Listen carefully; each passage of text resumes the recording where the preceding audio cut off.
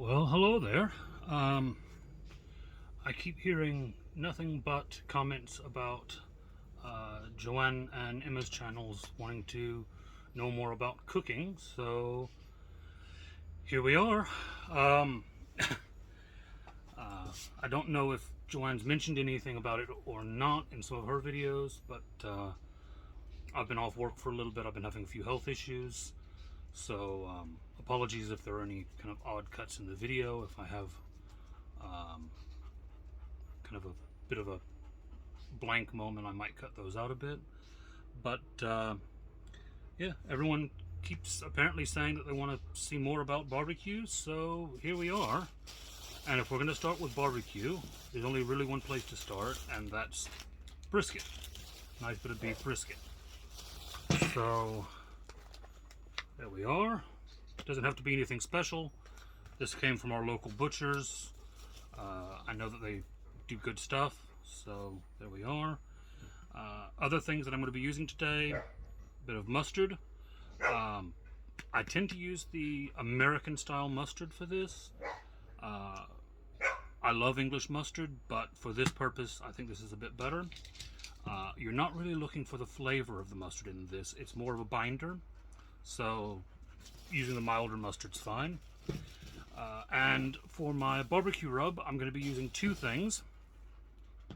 Now, I've been barbecuing all my life, and I know for years, as a barbecue purist or whatever, it was always, you make your own rub. But as I've gotten a bit older, I've realized that there's no point, really, for the most part. There are some amazing rubs out there that you can use. Mix and match them to get your desired result. Now, I'm not sponsored, but I am going to show you the two things that I use. This was originally bought for me as a joke, and I absolutely love it, so I've kept using it. You can see from the name of it and the company that makes it why it was bought for me as a joke, but it is actually amazing. Looking at the ingredients, we've got salt, pepper, sugar, garlic, paprika, onion, chili powder, meat tenderizer, and calcium stearinate. Don't know what that last one is, but the rest of those are things that I would be putting in my rub anyway if I made it. So why not just go ahead and get it all together? And then, because, well, even if I'm living in the UK now, I'm still a Louisiana boy at heart. I've got some of this right here. Now, this can be a little bit tricky to find in the UK. Luckily, I've got family in the States that sends it over, but you can get Cajun seasonings in the UK. Quite a few shops do it. So if you can't find this one, then any kind of Cajun spice seasoning will do. This is just the one that I've used since I was young, so I have a familiarity with it and a preference for using it. So what I'm going to do now is I'm going to go ahead and cut, and we'll jump over to a little bit of a different angle, and I'll show you how I'm going to prepare this and get going. Bit of a iced tea first, and then see you there. Alright, so let's go ahead and get this opened up. Apologies if you hear a good deal of panting in the background. Just out of camera shot here, there are, oh, you might even be able to see, there are two dogs literally under my feet waiting for me to drop anything at all for them.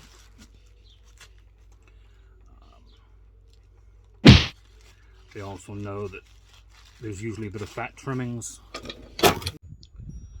Alright, sorry about that. My camera mount decided to take a dive into my brisket, so had a bit of a readjust there, and we're back. Just going to cut these strings off of here. Don't need to smoke any strings, do we?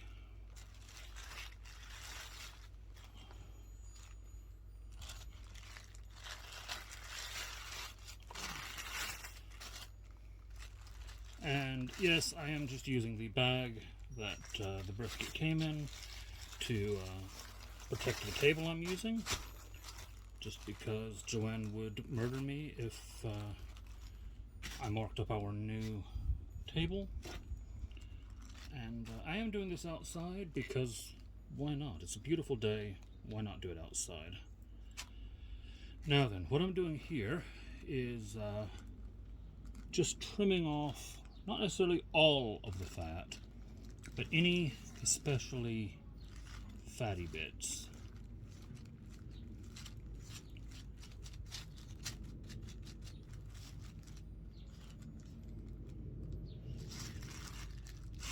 And there aren't that many of them.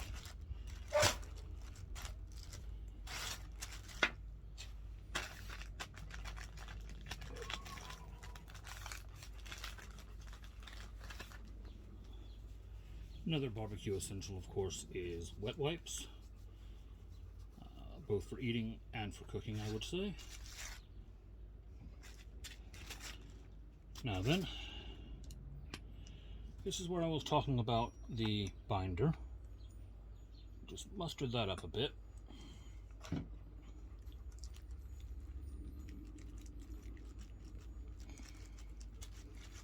Massage it in.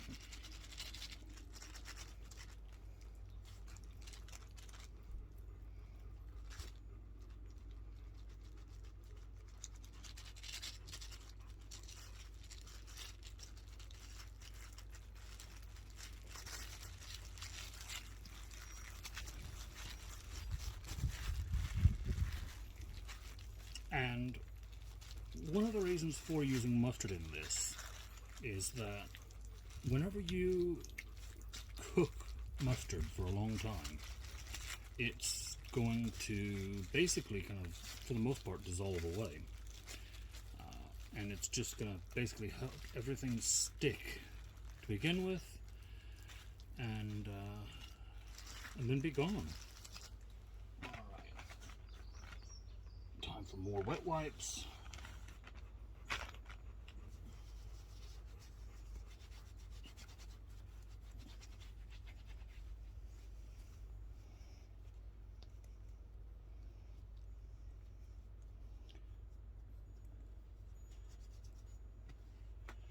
Alright, and then we take our two rubs that we're going to use.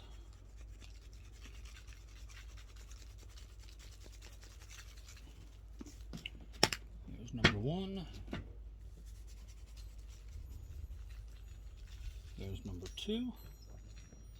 And you can be pretty liberal with these. Probably one of the few things I'd say to be liberal with, but not going to go there on this channel. And then again, we're going to just rub it in.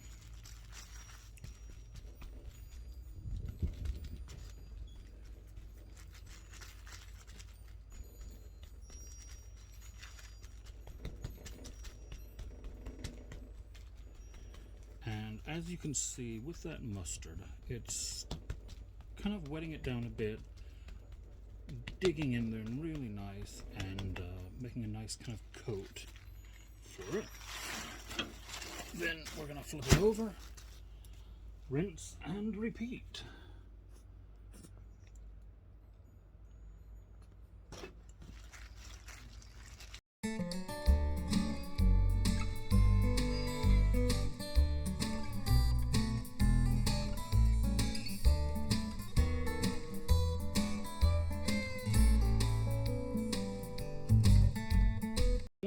Rub it in until you stop seeing dry bits. You want it to be that nice darker wet color that tells you that it's bound in really nicely.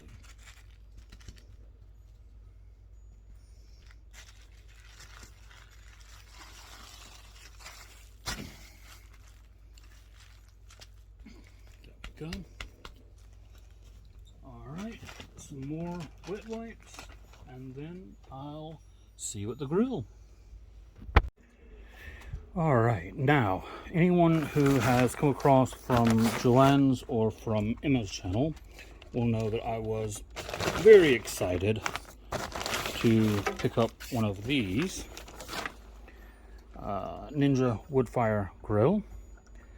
Now, I know not everyone will have one of these, so I will make sure that I tell you what the process would be on both this and a standard grill. But I am going to be cooking on this one today, just because, well, it's a lot faster and a lot easier, actually. As a traditional kind of barbecue guy from all my life, I was always opposed to gas grilling. I think it adds a nasty flavor to the food. I always kind of said that electric cooking you might as well do inside, but this one's a really neat combination of electric and wood. So I'm going to go grab my stuff for it, and I'll show you what I mean. Alright, I'm back.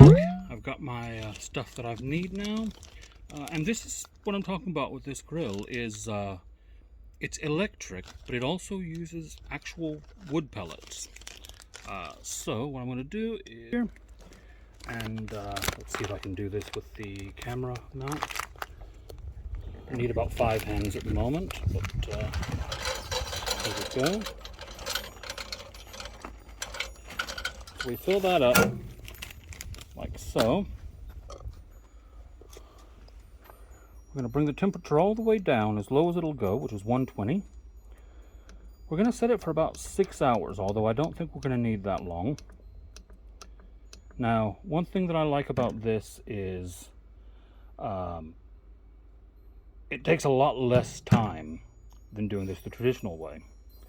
I'm going to go ahead and hit start. That way it's going to ignite the wood pellets.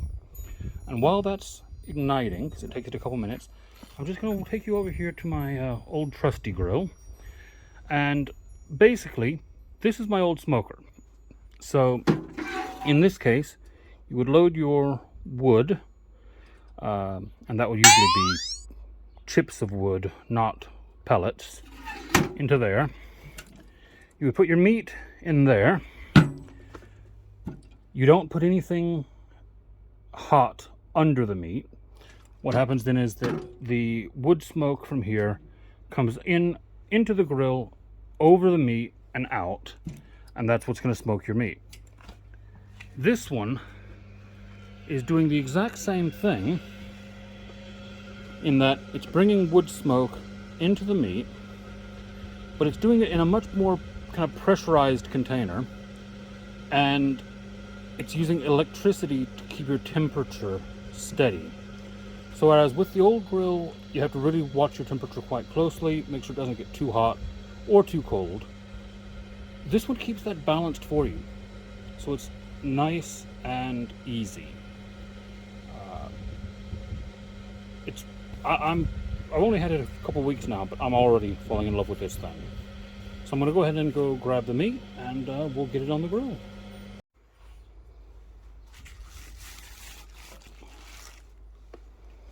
Alright, here we go. That guy's going to go right there. And down we go. And we are off and running. Now then, I'm going to check this about every hour. And whenever I come back for the first check, I'll let you know what we're looking at and what we're doing. So I'll see you in just a minute for you. Alright, we are about an hour into the cook now, and I'm about to go check the meat. But before I do, I just wanted to give you a quick chat about this thing right here. Now for smoking, barbecuing, whatever, anything that you're cooking for a long duration, having a Spritz is really important to make sure that your meat smokes well.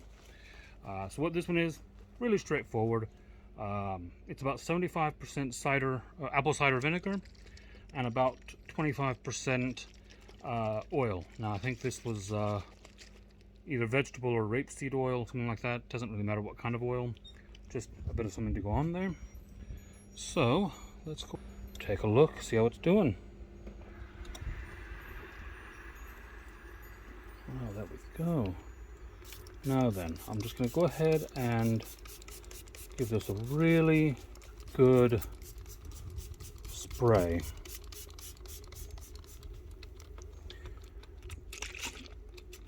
And what this is going to do is it's going to help develop that bark, that lovely crispy outer edge. And yeah, be generous with this, don't hold back.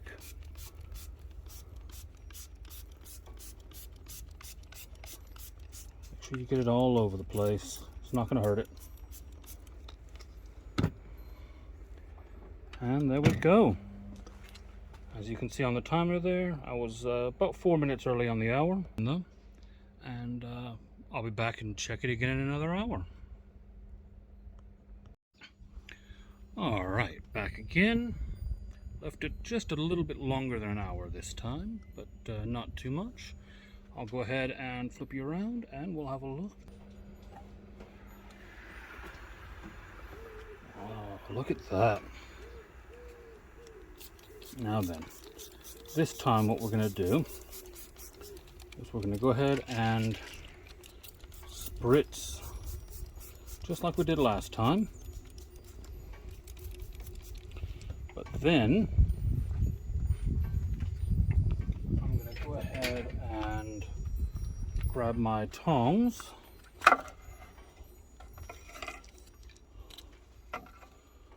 and I'm going to go ahead and flip it over. Probably don't necessarily need to flip it over, but I do anyway. Just gives you a nice even bark. Go ahead and finish up the spritz.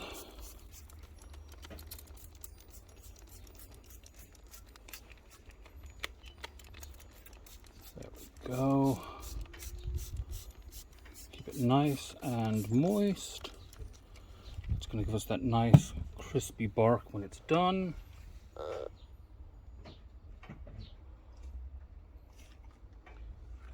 We have a little miss here that's very excited to get any bits and pieces. But there we go. And we'll come back and check it again in about another hour. Alright, we are back again. Time for another check. I've left this one a bit longer because, well, just because really. Once it's been on for a while, it doesn't need spritzing quite as often. So I'm going to go ahead and flip the camera around and let's see how it's doing. Alright, look at that.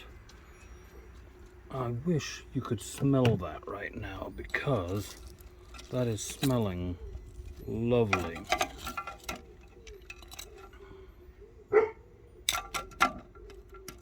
You can hear that nice bark.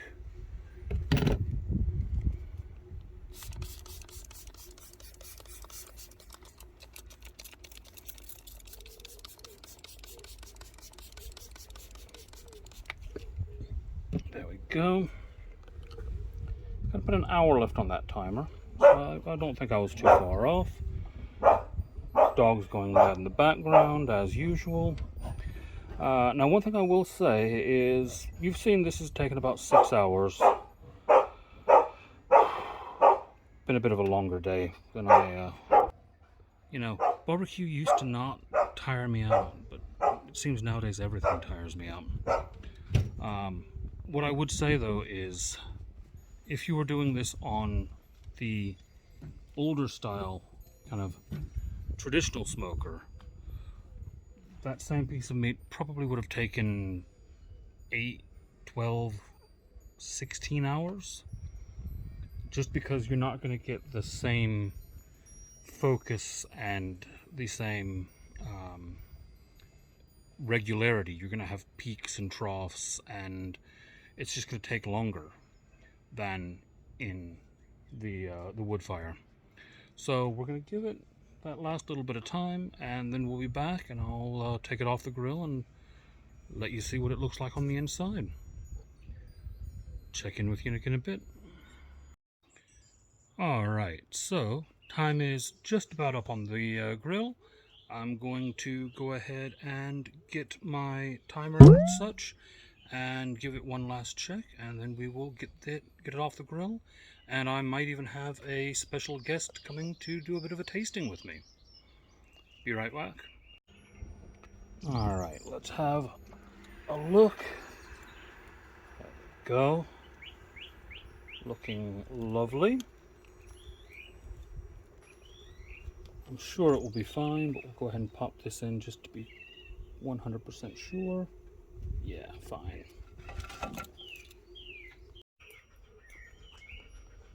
Alright, let's go ahead and... I know you wouldn't normally cut into it in the middle like this, but I'm going to this time just to let you see. Look at that. Now, I was talking about the bark. That dark line you get around there, that's the bark. Smoke ring, bark, yeah. It's called different things, but it's the good bit.